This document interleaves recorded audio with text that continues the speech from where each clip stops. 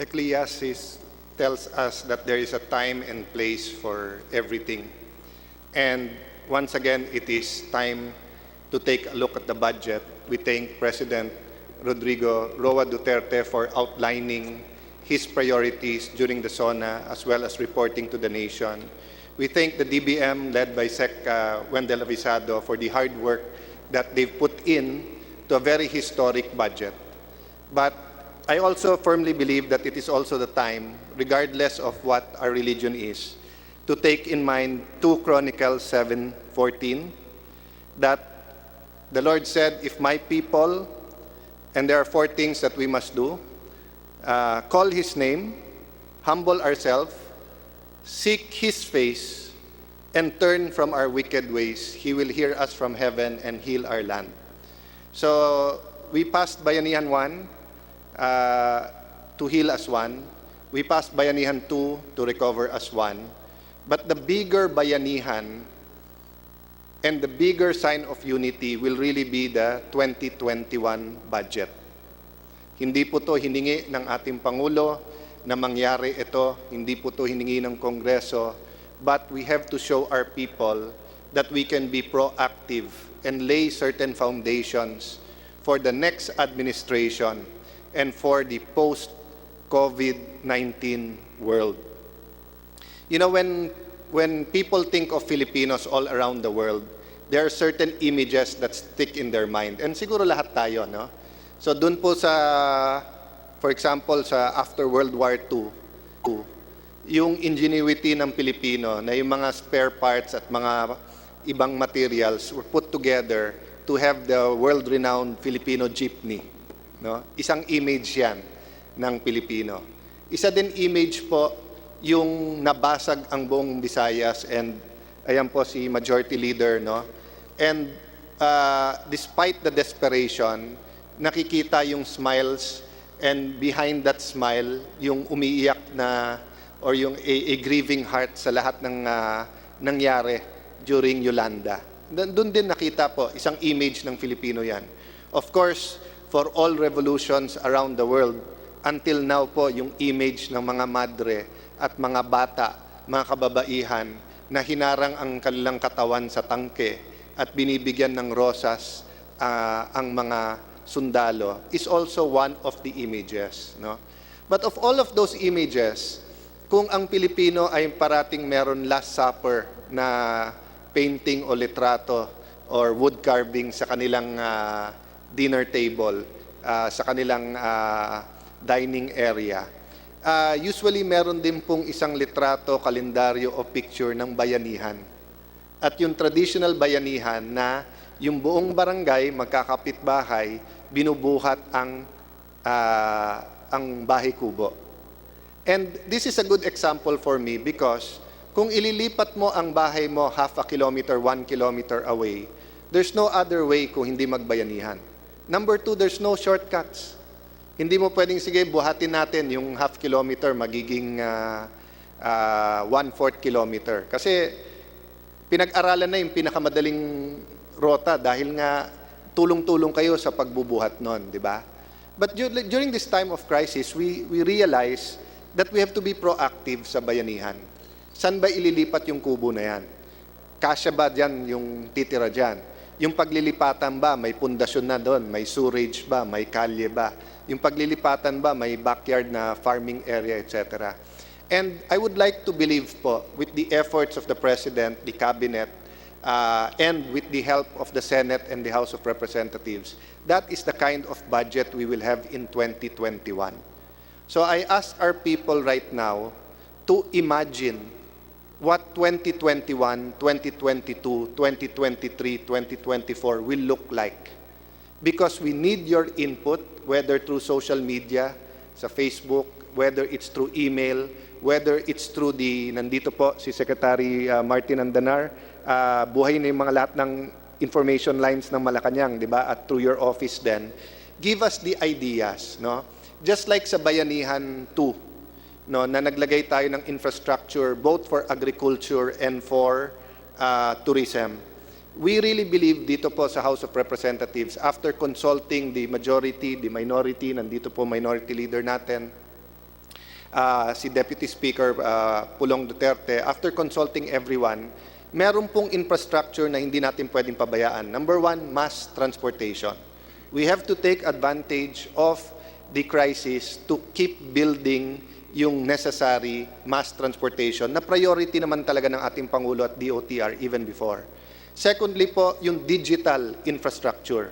All of us want better internet, better connection. Gusto nating kasulok-sulukan ng Pilipinas ay connected tayo. But nakakalimutan natin meron infrastructure ito.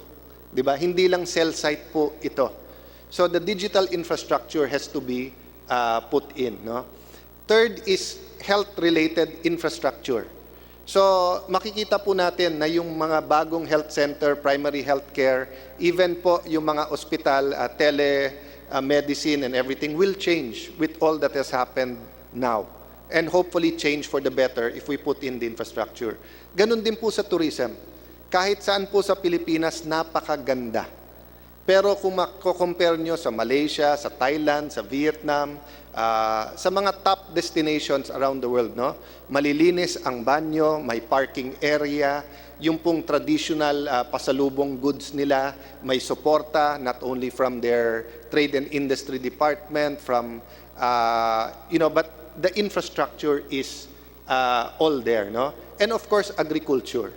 Despite COVID-19 nag-grow tremendously ang agriculture, ngayon pa na dinagdagan ng ating Pangulo ng more than 20 billion, I think 22 billion, and in this budget we expect the same. So hindi po ako magpapakahaba because we expect the whole September that we will be very busy and we will try to pass this budget in record time, Mr. Secretary. Alam po namin na puyat at walang tulugan to come up with this. Kung tatawagan mo ako the next few days, Sec, at hindi kita masasagot dahil nagbabasa po ako nung napakakapal na dokumento na binigay nyo. But let me assure the Filipino people that yung sinabi po ng ating Pangulo na matapang na solusyon at mabilis na aksyon, gagawin po natin sa budget. So while we're implementing Bayanihan 2 this September, October, November, December, we will try to finish the budget before the end of September, very ambitious schedule, to send it right away to the Senate because we hope that for the first time, if I'm not mistaken in history, Sec Wendell, we can sign the budget maybe late November or mid-November as a sign of unity by our country. And we will be very transparent, and all the members of the opposition here sa House, we will give you first a copy of the budget and listen to you first and give you more time sa budget deliberation para ito pong budget will be a product of the whole of Congress, the whole of the representations of the Filipino people, hindi lang po ng administrasyon. So gusto ko lang pong ulit-ulitin ang pakiusap ng ating Pangulo. Wala pong corruption, wala pong inefficiency. So, isang part, and I must give fair warning to the departments, and this is simply echoing what the President said. If we find out that you're offline, if we find out na hindi kayo maabot ng constituents, delayed sa inyo, nag-online nga kayo, hindi namang makarating, nagla-lockdown kayo na napakatagal, na delayed yung inyong mga don't expect a smooth budget hearing or a good budget for next year, no? But for everyone else, especially those na may frontliners, no, may pintas man, for example, DSWD, we super appreciate your efforts. And please tell us, alam namin kulang kayo ng tao, just like DOH, just like yung mga frontliners po natin. Congress will be there for you. Ang instructions po talaga ng Pangulo, lahat ng kailangan ng frontliners ay ibigay. So again, in behalf of the members of representatives, Sec, I know we could have done this through Zoom. I know many times we could have done things electronically, but you always insisted na eto trabaho natin, you will come to Congress or we will do this personally. So, Mr. Secretary, we will honor also your hard work by doing this with you and not against you and doing it quite quickly. No? So may I just ask everyone to give everyone a chance, pati sa Kongreso. No? Madaling magkaroon ng frame of mind na ganito yung interest dyan, ganyan yung priority, etc. But remember, lahat ito ay nasa papel pa lang, nasa implementation.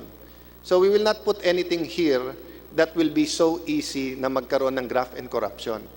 Pero hindi din po kami hipokrito o hindi rin po kami naive na sabihin na walang opportunity for corruption. Diyan po pumapasok ang transparency at diyan po pumapasok accountability at pagbabantay. Meaning, kung maganda project, ilalagay namin dito. Kahit na may opportunity for corruption. Babantayan lang natin na mawala ang opportunity for corruption. Kasi kung ang magiging dahilan natin, baka maabuso, baka ma-corrupt, wala po tayong ipapasang budget. Kasi lahat po, a single centavo, yung mga mas bright dyan, kaso sa iba, yung mas matalino dyan, may paraan na i-corrupt yan. That's why we have to be ahead of them. Just like the virus. Matalino po itong virus na to. Maraming pwedeng gawin itong virus na to para tayo'y, imbis na magka-big kiss, magkakahiwalay-hiwalay. So we have to be ahead of the budget and we have to do it together. So again, in behalf of the House of Representatives, we will work together diligently with the Senate, our counterparts, with all the sectors. We invite media to scrutinize every part of the budget, and we will work with the executive to come up with a very, very good budget in 2021. Na baka people will think it's an ordinary budget, but I hope 5, 10, 15 years from now, we can look back and say, nung panahon ng COVID-19, dahil ang mga Pilipino ay may takot sa Diyos, nabigyan sila ng wisdom na yung mga pundasyon na dapat nailagay na hindi nalagay dati, nagawa ng 2021 and at the very least half of 2022. So God bless us. Maraming salamat po. And again, sa DBM family, thank you for your hard work. A big clap for Speaker Alan Peter Cayetano. Thank you to all of our House representatives and our dear guest Secretary Avisado.